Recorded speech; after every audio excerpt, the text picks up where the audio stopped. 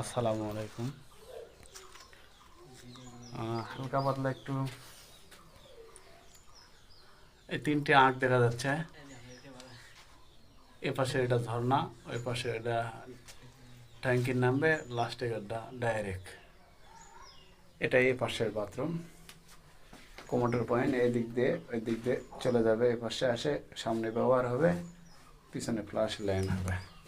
দ্বিতীয় বাথরুমটা দেখুন, ছেলেবেলা গরমের মধ্যে একদম টাইল হয়ে গেছে, প্রচুর গরম।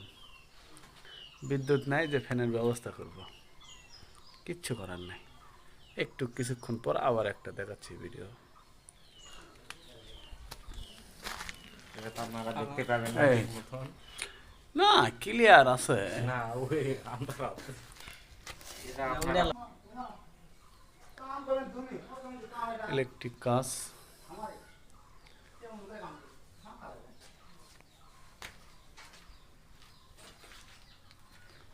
এই পাশে বাথরুমে এই যে কাটাকাটি হয়েছে।